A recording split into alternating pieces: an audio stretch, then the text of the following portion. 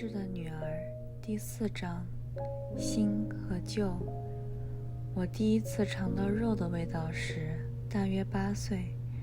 在禁止捕杀动物的佛教传入日本之后的12个世纪里，日本人都是素食者。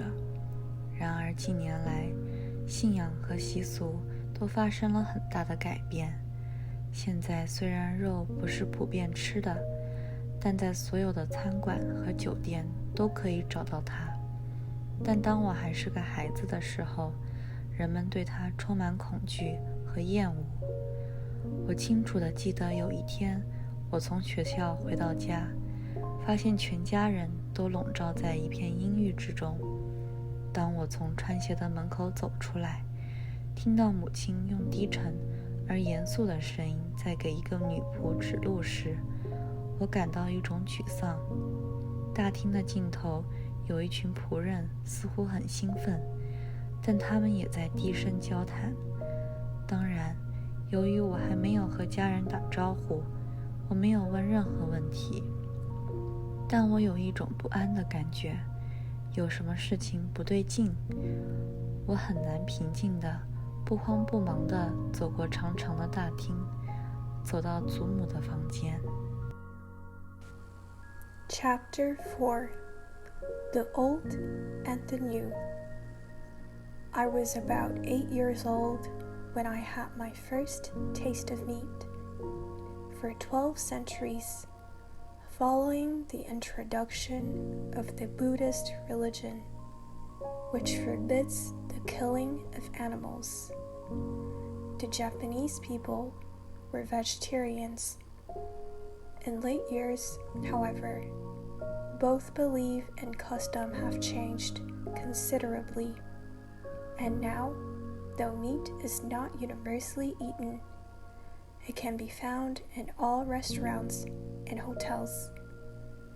But when I was a child, it was looked upon with horror and loathing. How well I remember one day when I came home from school and found the entire household wrapped in gloom. I felt a sense of depression as soon as I stepped from the shoe-off entrance and heard my mom in low, sullen tones, giving directions to a maid. A group of servants at the end of the hall seemed excited, but they also were talking in hushed voices. Of course, since I had not yet greeted the family, I did not ask any questions, but I had an uneasy feeling that something was wrong, and it was very hard for me to walk calmly and unhurriedly down the long hall to my grandmother's room. 尊敬的祖母，我回来了，我喃喃地说着，像往常一样倒在地上行礼。她以温柔的微笑回应我的鞠躬，但她比平时更加严肃。她和一个女仆坐在家族神龛的黑金柜子前，他们有一个大漆盘，上面放着一卷卷的白纸。女仆正在把纸糊在神社镀金的门上。和几乎所有的日本家庭一样，我们家也有2座神社，在疾病或死亡的时候，供奉着太阳女神、天皇和国家的朴素的木质神道神社会用白纸封上，以防受到污染。但是镀金的佛龛在这个时候却一直敞开着，因为佛教的神灵会安慰悲伤的人，引导死者走上天堂之路。我从来没听说过这个黄金神龛是密封的。再说，现在正是点灯准备吃晚饭的时候，这永远是一天中最愉快的时刻，因为我们第一份食物放在神龛前的一张小漆桌上之后，我们就各坐各的桌子，吃着、说着、笑着，觉得祖先的爱心也和我们一起。但是神社关闭了，这意味着什么呢？ Honorable Grandmother, I have returned, I murmured, as I sank to the floor with my usual salutation. She returned my bow with a gentle smile, but she was graver than usual. She and a maid were sitting before the black and gold cabinet of the family shrine. They had a large lacquer tray with rolls of white paper on it, and the maid was pasting paper over the glided doors of the shrine. Like almost every Japanese home, ours had 2 shrines. In time of sickness or death, the plain wooden Shinto shrine, which honors the sun goddess, the emperor, and the nation, was sealed with white paper to guard it from pollution. But the gilded Buddha shrine was kept wide open at such a time, for Buddha's gods give comfort to the sorrowing and guide the dead on their heavenward journey. I had never known the gold shrine to be sealed, and besides, this was the very hour for it to be lighted in readiness for the evening meal.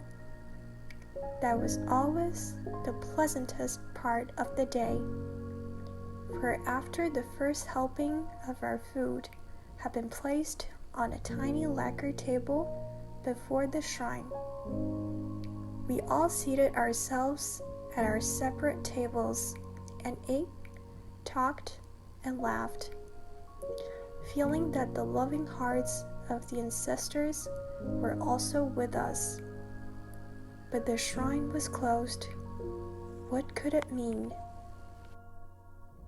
我记得我的声音有些颤抖。我问：“尊敬的祖母，有人要死了吗？”我现在可以想象他当时的表情了，一半是高兴，一半是震惊。小月，他说：“你说话太随便了，像个男孩。女孩子说话不应该粗鲁无礼。请原谅我，亲爱的祖母，但神龛不是应该用白纸封起来吗？”是的，他轻轻地叹了口气，回答说：“没有再说什么。”我也没有再说话，坐在那里看着他弯着肩膀，俯身为女仆展开报纸。我心里甚是不安。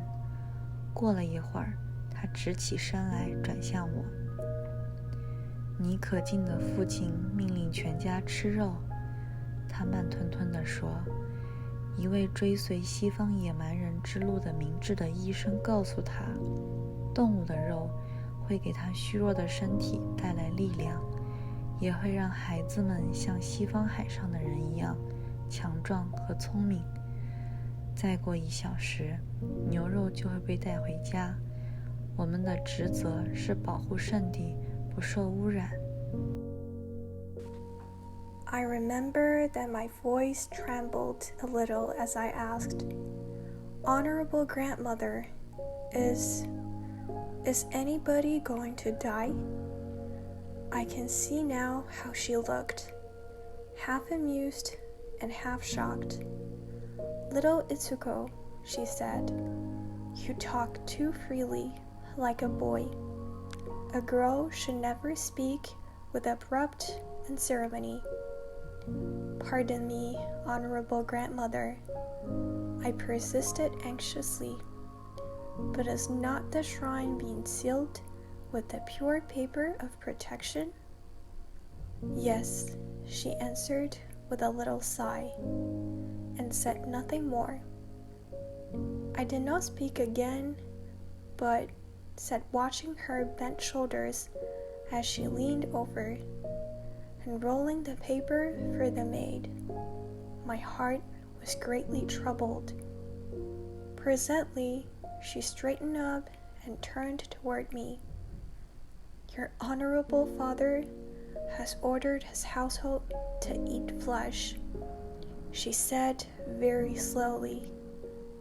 "The wise physician who follows the path of the Western barbarians has told him that the flesh of animals will bring strength to his weak body, and also will make the children robust and clever, like the people of the Western Sea. The ox flesh is to be brought into the house in another hour, and our duty is to protect the holy shrine from pollution. 那天晚上，我们吃了一顿隆重的晚餐，汤里有肉，但没有友善的神灵和我们在一起，因为2座神社都被封住了。祖母没有和我们一起去，她总是坐在贵宾席上，这个空位子显得陌生而寂寞。那天晚上，我问她为什么没有来。我不愿长得像西方人那么强壮，也不愿长得像西方人那么聪明。她伤心地回答，对我来说，沿着我们祖先的道路走更合适。我姐姐和我互相倾诉，我们喜欢肉的味道，可是我们谁也没有把这件事告诉别人，因为我们都爱祖母，我们知道我们的不忠会使她伤心的。外国食物的引进极大地帮助了打破使我国人民与西方世界隔绝的传统之墙，但有时这种改变是要付出巨大代价的，这是不可能的，因为在复辟之后，许多武士突然发现他们不仅贫穷，同时也完全脱离了给予他们支持的体制。但同时，几个世纪以来，教会他们完全蔑视金钱的道德准则，也一如既往地牢牢束缚着他们。在最初的几年里，这片土地被淹没了，生意失败了，因为这些人都很年轻，雄心勃勃，渴望新的习俗。That evening, we ate a solemn dinner with meat in our soup, but no friendly spirits were with us, for both shrines were sealed. Grandmother did not join us. She always occupied the seat of honor, and the vacant place looked strange and lonely. That night I asked her why she had not come. I would rather not grow as strong as a Westerner, nor as clever. She answered sadly, "It is more becoming for me to follow the path of our ancestors. My sister and I confided to each other that we liked the taste of meat, but neither of us mentioned this to anyone else, for we both loved grandmother, and we knew our disloyalty would sadden her heart. The introduction of foreign food helped greatly to break down the wall of tradition, which shut our people away from the world of the West. But sometimes the change was made at a great cost.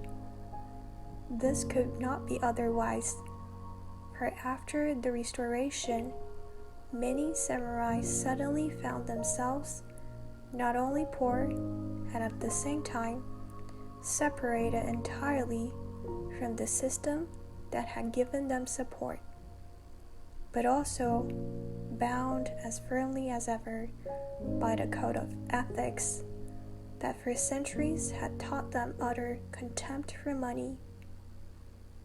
The land was flooded during those first years with business failures, for many of these men were young, ambitious, and eager to experiment with new customs.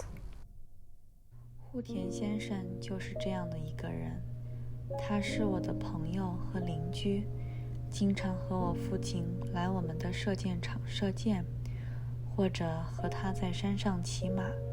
我非常喜欢户田公明，不明白为什么祖母似乎觉得他的想法过于进步和非正式。有一天，当他和父亲在玩射箭游戏时，他们停下来讨论一些商业计划。我在附近，想骑在我父亲的白色大狗四郎的背上。我比平时摔得更厉害了。户田先生把我扶起来，让我站在草坡上附近。草坡附近放着一个巨大的圆形靶子，上面有黑白相间的大圆圈。他把大弓放在我面前，抓住我的胳膊。我开弓，箭射中了靶子。做得很好，他喊道，小女主人，你会成为一名伟大的战士，你毕竟是你父亲的孩子。那天晚上，父亲讲起这个故事时笑了，我感到非常自豪，但妈妈看起来若有所思。奶奶悲伤地摇了摇头。你可敬的父亲把你培养得像男孩子。他转过身来对我说，恐怕命运要很久才能找到你那失踪的丈夫。有教养的家庭不愿意娶不文雅的新娘。Such a one was Mr. Toda, a friend and neighbor, who often came to shoot on our archery grounds with my father, or to take horseback rides with him in the mountains. I liked Mr. Toda very much, and could not understand why Grandma seemed to feel that his ideas were too progressive and informal. One day, when he and Father were having a game of archery, they stopped to argue about some business plan. I was nearby, trying to ride on the back of my father's big white dog, Shiro. After I had had a more severe tumble than usual, Mr. Toda picked me up and stood me very near the grassy bank against which was placed the large round target with its broad rings of black and white. Putting the big bow in front of me, he held my arms while I shot. The arrow struck the target. "Best done," she shouted. "You will make a great warrior, little mistress. You're your father's son, after all." My father laughed as he told the story that night. I felt very proud, but Mother looked thoughtful, and Grandmother shook her head sadly. "Your honorable father trains you in so boy-like a manner," she said, turning to me, "that I fear fate must search long for your unfound husband. No gentle family wants an ungentle bride." 因此，即使在我们这个愉快的家庭里，新旧之间也一直存在着一场隐藏的战争。户田公明是一个思想独立的人，在几次尝试适应新环境，同时保持自己尊严的努力失败后，他决定抛开尊严，从事一些能带来物质成果的事业。这只是关于外国食物给予力量特性的讨论的开始。户田公明拥有一处相当大的庄园，即使是作为礼物，也没有人会接受。他把它改成了一个牧场，并把它送到遥远的海岸饲养牛。然后他找了几个有经验的人做他的助手，再一次冒险进入商界，这次是当奶厂工人和屠夫。户田公明的贵族家庭根本不赞成这种新职业，因为在过去只有伊塔，也就是被抛弃的阶层，才会处理那些已经失去生命的躯体。有一段时间，几乎每个人都带着一种奇怪的恐惧看着他，但渐渐的，人们开始相信肉是一种有力量的食物，在餐桌上使用肉的家庭也稳步增加，于是生意兴隆起来。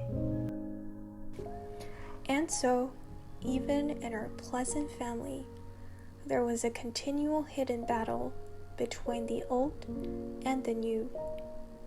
Mr. Toda was a man of independent thought, and after several vain attempts to adjust himself to new conditions, and at the same time retain his dignity, he decided to throw dignity aside and engage in some business that would bring material results.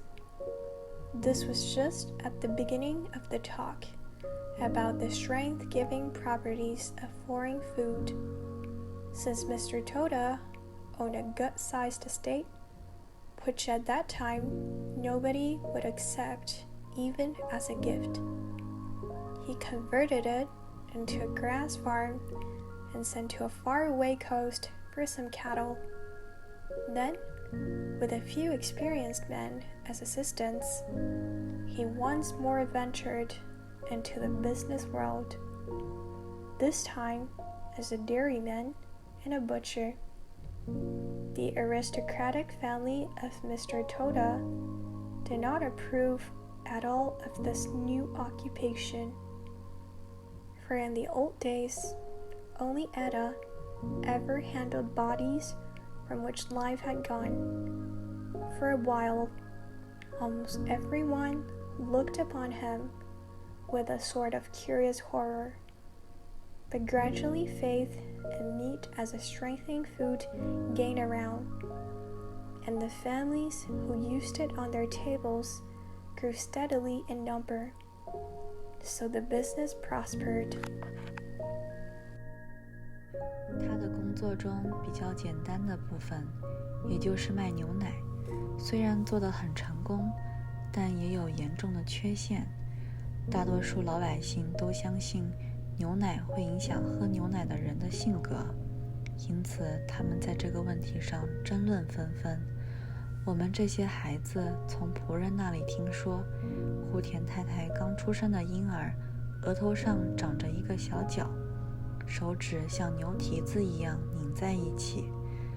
这些故事当然不是真的，但恐惧对我们的生活有很大的影响，无论是幸福还是痛苦。户田家对许多杂碎的事情都有着真实而绝望的焦虑。当时大多数有知识的男人，尽管他们本身就是思想广泛的人，却允许他们家里的女人保持狭隘和无知。因此新旧观念之下不断的摩擦，最终以悲剧收场。户田家骄傲的老祖母敏锐地感受到了，在他眼中这意味着家族名誉的耻辱，于是选择了唯一的方式来纠正一个无助的日本人知道的错误，那就是牺牲。如果一个人必须为一个原则而死，找到一条路并不难，因此祖母被安葬在他为维护祖先的荣誉而牺牲的祖先身旁。户田公明是一个坚定的人，他真诚地相信自己实施进步思想是正确的，但在母亲的无声抗议下，他屈服了。他把自己的生意卖给了一个富有的鱼商，鱼商越来越富有，因为肉和奶的使用量都在不断增加。The simpler part of his work, the selling of milk, was also successful, but it also had serious drawbacks. Most of the common people believed that cow's milk would influence the nature of those who drank it, and on this subject, they gossiped much. We children heard from servants that Mrs. Toda's newborn baby had a tiny horn on its forehead, and that its fingers were clubbed together like cow's hoofs. These tales were not true, of course, but fear has a strong influence on our lives for happiness or misery, and in the Toda household, there was real and desperate anxiety about many trifling things. The majority of intellectual men of that day, though broad thinkers themselves, allowed the women of their families to remain narrow and ignorant. And so it was that the constant friction between the old and new ideas ended finally in a tragedy. The proud old grandmother of the Toda house, feeling keenly what in her eyes was disgrace to the family name, chose the only way to right a wrong that a helpless Japanese knows: sacrifice. If one must die for a principle, it is not hard to find a way. So one day, the grandmother was laid to rest with the ancestors, whose honor she had died to uphold. Mr. Toda was an unflinching man who honestly believed that he was right in carrying out his progressive ideas, but to his mother's silent protest he yielded. He sold his business to a wealthy fish dealer who steadily became wealthier, for the use of meat and milk constantly increased. 户田公司的牛悠闲地吃过草的那片宽敞土地被闲置了很长时间。我们这些孩子在放学回家的路上，常常害怕地从黑色木板篱笆的裂缝里偷看，凝视着长满粗草和高大杂草的荒凉土地，低声交谈着。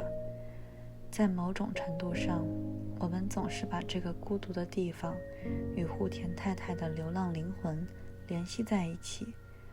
她踏上了未知的旅程，完成了她在这里无能为力的事情。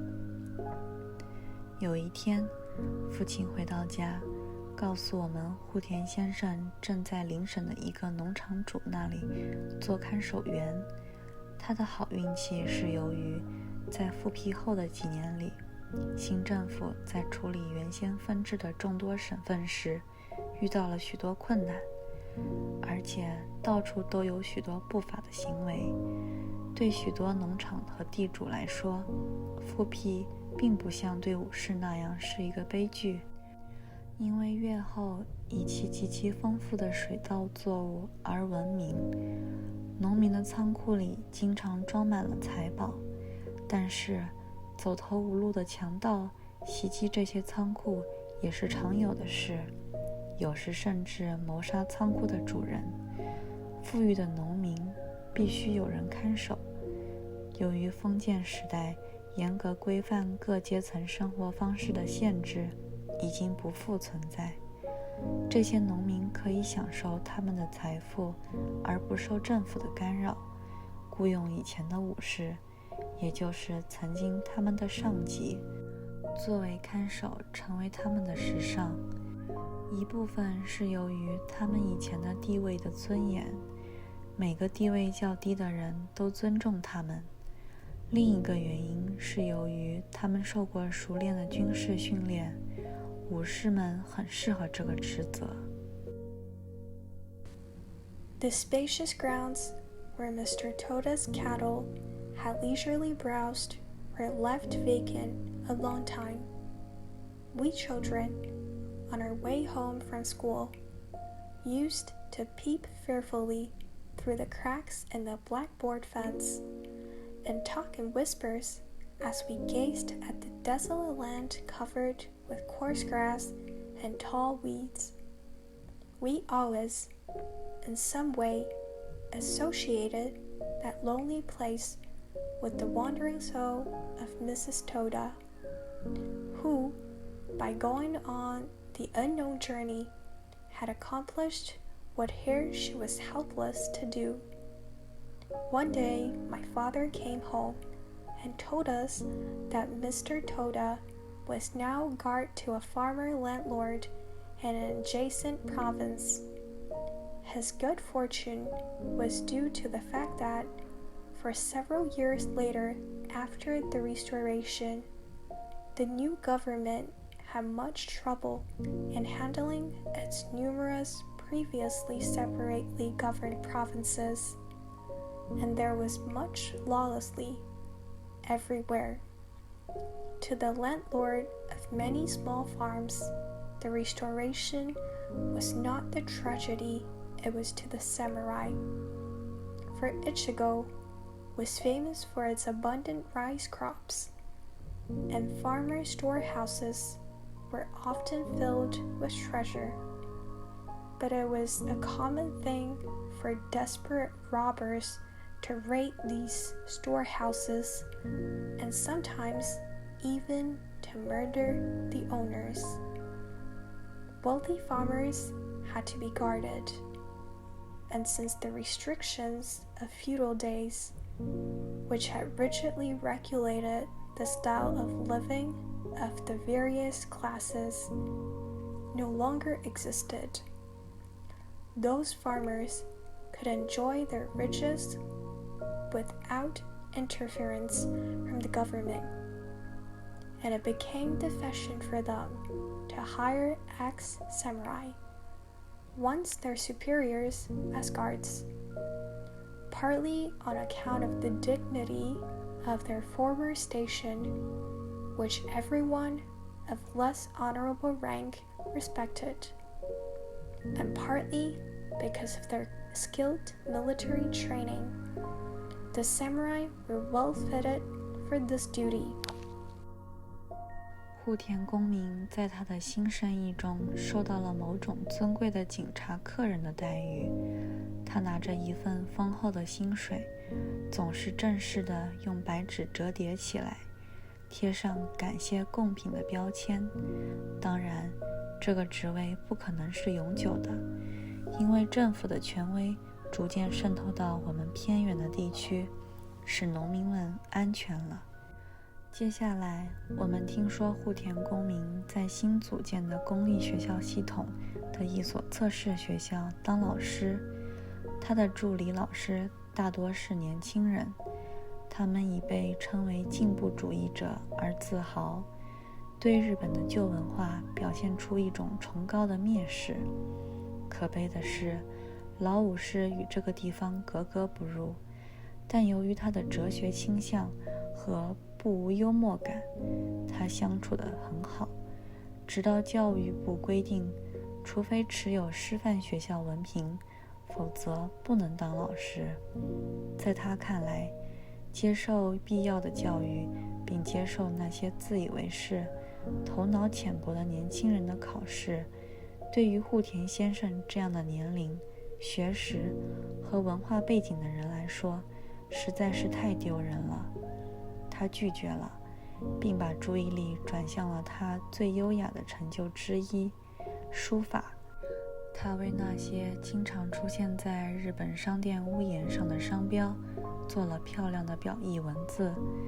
他还抄中国诗歌做屏风和卷轴画，甚至为神道教的横幅写题词。In his new business, Mr. Toda was treated as a sort of honorable policeman guest. He received a good salary, always formally presented folded in white paper and labeled an appreciation tribute. Of course, this position could not be permanent, for government authority gradually penetrated even to a remote district and made the farmers safe. We next heard that Mr. Toda had become a teacher in a test school of the newly organized public school system. His associate teachers were mostly young men proud to be called progressive and affecting a lofty disdain for the old culture of Japan. The old samurai was sadly out of place, but being of philosophical bent and not without a sense of humor, he got along very well until the Department of Education made a rule that no one should be accepted as a teacher unless he held a normal school diploma. To go through the required schooling and be examined by those whom he considered only conceited youth of shallow brain would have been too humiliating to men of Mr. Toda's age, learning, and culture. He refused and turned his attention to one of his most elegant accomplishments, penmanship. He made beautiful ideographs for the trademarks so frequently seen on the curtains that hang from the eaves of Japanese stores. He also copied Chinese poems for folding screens and roll pictures, and even wrote inscriptions for the banners of Shinto shrines. 我们家的变化使我们和户田家分开了。几年之后，我才知道他们搬到了东京。户田先生满怀信心地相信，拥有先进理念的新首都会公平地对待他。不过，他毕竟是封建时代的绅士，京城对一切新的东西都充满了狂热，对一切旧的东西都是极度蔑视的。他无处容身。多年后的一天，当我还是一名东京的女学生时，我穿过一条拥挤的街道，突然看到一个写得很漂亮的牌子，围棋文化游戏教练。我看到户田公明坐在格子门缝间，坐得笔直，带着武士的尊严，正在教一群新富商人围棋。他们是退休的男人，就像我们的老人一样，把他们的事业留给儿子或继承人，把他们的时间用于练习围棋、茶道或其他文化职业。户田公明看上去又老又穷，但他仍然保持着无畏的神态和半幽默的微笑。如果我是一个男人，我就会进去，但如果一个年轻的女孩闯入他的游戏，那就太不礼貌了，所以我没有进去。Changes came to our family which separated us from the Todas, and it was several years before I learned that they had moved to Tokyo. Mr. Toda, trusting with brave confidence that the new capital, with its advanced ideas, would treat him fairly. But after all, he was a gentleman of feudal days, and the capital was overflowing with wide enthusiasm for everything new and supreme content for everything old. There was nowhere a place for him. One day, years after, while I was a schoolgirl in Tokyo, I was passing through a crowded street when my eyes were caught by a beautifully written sign, Instructor in the Cultural Game of Go. Between the strips of the lattice door, I saw Mr. Toda, sitting very straight with samurai dignity, teaching Go, a sort of chess, to a number of new rich tradesmen. They were men who had retired, as our older people do, leaving their business to sons or heirs and devoting their time to practice and Go, tea ceremony, or other cultural occupation. Mr. Toda looked aged and poor, but he still had his undaunted air and half-humorous smile. Had I been a man, I should have gone in. But for a young girl to intrude on his game would have been so rude, so I passed on. 几年后，我再一次见到他，那是在一天清晨，我在一幢写字楼附近的拐角处等马车，路过一位老人，他左肩微微下垂，这是他曾经佩戴2把剑的标志。他走进大楼，一会儿又戴上便帽，穿上制服，站在门口，打开门，关上门，让进出的人进出。是户田公民。几个穿着时髦的欧洲服饰、目中无人的年轻店员匆匆走过，甚至连一句感谢的点头都没有。这是所谓的进步青年所采用的新的外国方式。世界进步固然好，但我不禁想到，就在不到1代人的时间里，当苦田公骑着马直挺挺地疾驰而过时，这些年轻人的父辈们是如何不得不低头叩头的。门晃来晃去，他昂着头站在那里，嘴角挂着同样半幽默的微笑。勇敢的、不可征服的户田先生，他代表了成千上万的过去的人们，他们除了美好而无用的旧文化之外，对新世界没有任何贡献。他们平静而有尊严地接受失败的命运，但他们都是英雄。 Once more did I see him a few years later. Early one morning, when I was waiting for a horse car on a corner near an office building, there passed an old man who had the slight droop of the left shoulder that always marks the men who once were 2 swords. He went into the building, in a moment reappearing in the cap and coat of a uniform, and taking his stand at the door, opened and closed it for the people passing in and out. It was Mr. Toda. A number of supercilious young clerks in smart European dress pushed hastily by without even nod of thanks. It was the new foreign way assumed by so-called progressive youths.